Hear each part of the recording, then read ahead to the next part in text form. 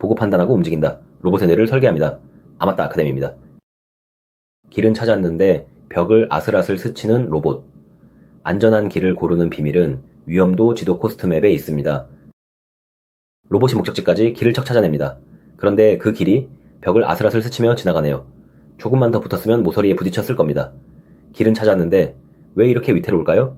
익숙한 장면 하나 떠올려 봅시다. 지도 앱을 켜면 도로가 색으로 물들어 있죠. 뻥 뚫린 길은 초록, 슬슬 막히는 곳은 노랑, 꽉 막힌 구간은 빨강. 우리는 그 색만 보고도 어디로 가면 편할지 대번에 압니다. 로봇에게도 똑같은 게 필요합니다. 어디가 안전하고 어디가 위험한지, 세상을 색으로 칠해둔 지도. 오늘 그 위험도 지도, 코스트맵 이야기입니다. 왜 최당 경로만 믿으면 위험할까요? 최당 경로는 말 그대로 가장 짧은 길만 봅니다. 그러다 보니 벽이 있으면 그 벽에 바짝붙어 스쳐가는 걸 오히려 좋아하죠. 종이 위 두 점을 자로 이으면 벽을 딱 스치는 직선이 나오는 것과 같습니다. 문제는 로봇은 종이 위의 점이 아니라는 겁니다. 로봇에겐 폭이 있어요. 어깨가 있고 바퀴가 있고 몸통이 한 뼘 넘게 벌어져 있습니다. 사람도 좁은 골목을 지날 때 벽에 어깨가 쓸릴까봐 저절로 가운데로 걷잖아요. 로봇도 마찬가지입니다. 중심선만 겨우 통과한다고 안전한 게 아니라 몸통 전체가 지나갈 여유가 있어야 하죠. 그래서 길에는 안전 여유라는 게 반드시 있어야 합니다. 그럼 위험도를 어떻게 지도로 만들까요? 로봇은 먼저 세상을 작게 나눕니다. 욕실 바닥 타일을 떠올려 보세요. 넓은 바닥이 자그마한 정사각형 타일로 촘촘히 덮여 있죠. 바둑판도 마찬가지고요. 로봇도 자기 주변 공간을 이렇게 격자칸으로 쪼갭니다. 이걸 점유격자라고 불러요. 이름 그대로 각 칸이 차지되었나 아닌가를 적어두는 격자죠. 칸 하나하나에는 딱 세 가지 상태 중 하나가 들어갑니다. 여기는 비었다. 여기는 뭔가로 막혔다. 아니면 아직 안 가봐서 모른다. 이 상태는 로봇이 상상으로 채우는 게 아닙니다. 앞을 훑는 라이다나 카메라 같은 센서가 실제로 재해서 벽에 부딪혀 돌아온 곳은 막힘, 쭉 뚫린 곳은 빔으로 칠해뒀습니다. 그런데 막혔다, 안 막혔다, 이 두 가지만으론 좀 아쉽습니다. 벽에서 딱 한 칸 떨어진 자리와 10칸 떨어진 자리는 둘 다 안 막힘이지만 위험은 전혀 다르잖아요. 그래서 한 걸음 더 나갑니다. 칸마다 위험 점수를 매기는 거죠. 이게 바로 코스트맵입니다.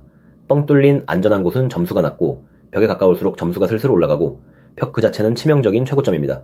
일기예보에서 보는 기온지도를 떠올리면 딱 맞아요. 시원한 곳은 파랗고 더운 곳은 벌겋게 색이 부드럽게 변하죠. 코스트맵도 그렇게 켜짐과 꺼짐의 흑백이 아니라 위험이 낮음에서 높음으로 자연스럽게 이어지는 연속된 온도지도입니다. 여기가 오늘의 핵심입니다. 위험 점수를 어떻게 퍼뜨릴까요? 겨울철 난로를 떠올려 보세요. 난로에 손을 바짝 대면 뜨겁고 한 걸음 물러서면 따뜻하고 방 끝으로 가면 그 온기가 거의 안 느껴지죠.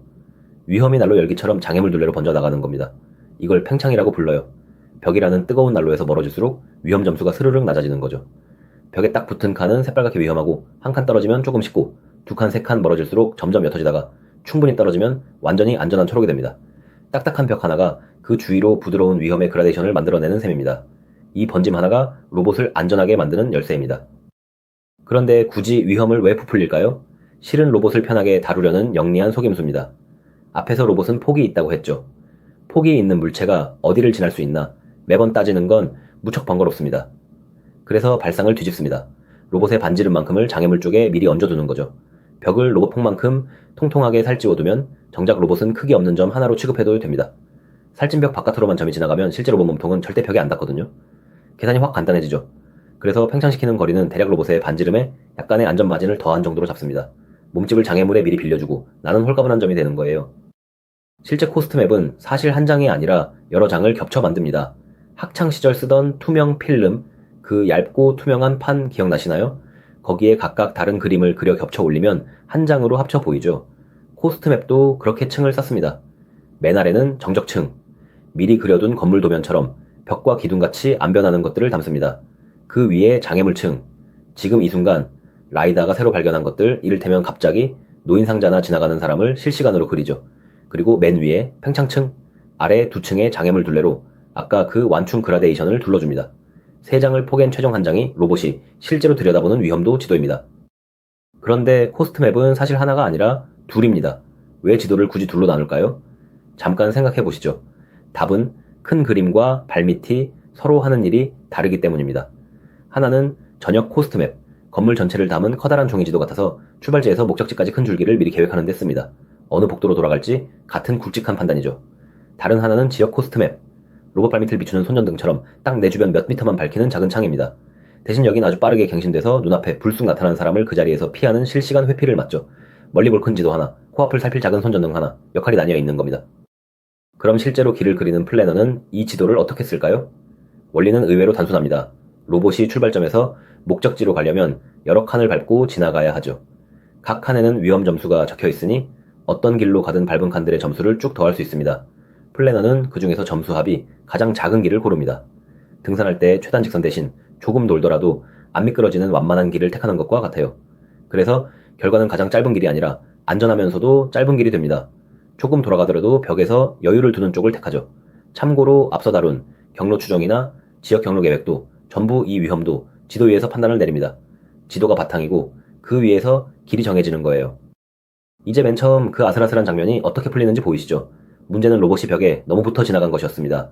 팽창이 그 문제를 통째로 녹입니다. 벽둘레가 이미 붉은 위험지대로 부풀어 있으니 그 안으로 들어가면 점수가 확 치솟죠. 점수 합이 가장 작은 길을 찾는 플래너는 그 비싼 붉은 지대를 자연스럽게 피해 돌아갑니다. 누가 벽에서 몇 센티 떨어져 가라고 일일이 명령하지 않아도 로봇이 알아서 안전거리를 두는 겁니다. 마치 뜨거운 냄비 근처에선 시키지 않아도 손이 저절로 물러나듯이요. 안전이 규칙으로 강요되는 게 아니라 위험 점수라는 지형 자체에 녹아들어 저절로 우러나오는 거죠.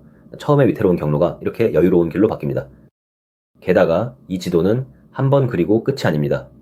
매 순간 살아 숨쉬며 갱신됩니다. 로봇 앞으로 사람이 불쑥 지나가면 그 사람이 선 칸이 즉시 빨갛게 물들죠. 없던 장애물이 지도에 새로 추가되는 겁니다. 그러다 사람이 비켜서 그 자리가 비면 붉던 칸이 다시 스르륵 식어 안전한 색으로 돌아옵니다. 이렇게 사라진 장애물을 지워주는 걸 클리어링이라고 해요. 로봇 청소기를 써보셨다면 익숙할 겁니다. 청소기 앞을 발로 슬쩍 막아서면 잠깐 멈칫하다가 발을 치우면 다시 슬금슬금 나아가죠.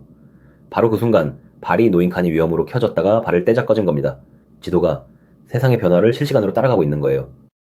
여기서 조절할 수 있는 손잡이가 하나 있습니다. 바로 팽창 거리, 위험을 얼마나 넓게 번지게 할지죠. 이걸 너무 크게 잡으면 어떻게 될까요? 벽에서 아주 멀찍이까지 위험지대로 칠해지니 로봇이 겁쟁이가 됩니다. 넉넉히 지날 수 있는 문 앞에서도 너무 위험해하며 멈춰서 버리죠. 반대로 너무 작게 잡으면 벽 코앞까지 안전한 줄 알고 무모하게 긁고 지나갑니다. 결국 죽도 밥도 안 되는 거예요. 그래서 너무 크지도 작지도 않은 적당한 중간값을 찾아야 합니다. 사람도 붐비는 지하철에선 몸을 사려 죽게 다니고 텅 빈 운동장에선 성큼성큼 넓게 걷잖아요. 마찬가지로 좁고 붐비는 곳이냐 넓게 트인 곳이냐에 따라 이 손잡이를 상황에 맞게 돌려주는 겁니다. 그럼 이 코스트맵이 실제로 어디에 쓰일까요? 이미 우리 곁에서 매일 돌아가고 있습니다. 집집마다 있는 로봇 청소기가 소파 다리와 벽 사이를 요리조리 안 부딪히고 빠져나가는 것, 그게 이 위험도 지도 덕분입니다. 물류창고에서는 수백 대의 물류로봇, 이른바 AMR이 짐을 실은 채 좁은 통로를 오가면서도 서로 또 선반과 부딪히지 않죠. 사람 사이를 헤치고 음식을 나르는 배달로봇도 마찬가지고요. 이 모두가 발밑에 위험도 지도를 깔고 그 위에서 안전한 길을 고르며 움직입니다. 참고로 로봇 소프트웨어의 대표 도구인 로스투의 내비게이션 묶음, 내부투에서도 이 코스트맵이 바로 지도 계층을 맡고 있습니다. 요란한 로봇 하나 없이 조용히 밑바탕을 깔아주는 기술인 셈이죠. 여기서 자주 생기는 오해 4가지를 짚고 갈게요. 첫째, 코스트맵은 장애물이 있다 없다를 가르는 흑백 지도가 아닙니다. 낮음에서 높음으로 이어지는 연속된 위험도라는 걸 기억하세요. 둘째, 팽창으로 부푼 붉은 영역은 진짜 벽이 아닙니다. 그저 안전마진일 뿐이라 정말 급하면 로봇이 그 안으로 지날 수도 있어요. 다만 점수가 비싼, 웬만하면 피하고 싶은 길인 거죠. 셋째, 전역과 지역은 하나로 합칠 수 없습니다. 멀리 보는 큰 지도와 코앞을 살피는 작은 창은 역할 자체가 다르니까요. 넷째, 코스트맵이 경로를 직접 그리는 게 아닙니다. 코스트맵은 어디까지나 위험을 칠해둔 밑바탕 지도일 뿐 실제로 그 위에서 길을 긋는 건 플래너의 몫입니다. 지도와 길잡이는 엄연히 다른 역할이에요. 오늘 이야기는 결국 로봇이 안전을 눈으로 볼 수 있게 만드는 지도입니다. 핵심을 3줄로 정리하죠. 첫째, 세상을 격자로 잘게 나누고 칸마다 위험 점수를 매긴 것, 그게 코스트맵입니다. 안전한 곳은 낮게, 벽은 치명적으로 칠한 위험도 지도죠. 둘째, 장애물 둘레로 위험을 난로처럼 번지게 하는 팽창 덕분에 로봇은 벽에서 안전거리를 저절로 확보합니다. 누가 시키지 않아도 알아서 물러나는 거죠. 셋째, 플래너는 이 지도 위에서 위험 점수 합이 가장 낮은 길을 고릅니다. 가장 짧은 길이 아니라 안전하면서도 짧은 길을요. 위험을 색으로 칠하고 그 색이 가장 옅은 길을 따라간다. 로봇이 벽을 아슬아슬 스치지 않고 여유롭게 돌아가는 비밀이 바로 이 위험도 지도 한 장에 담겨 있습니다. 출퇴근 등하굣길, 짧아도 매일이면 실력이 됩니다. 구독하고 내일 한 조각 더 아마따 아카데미였습니다.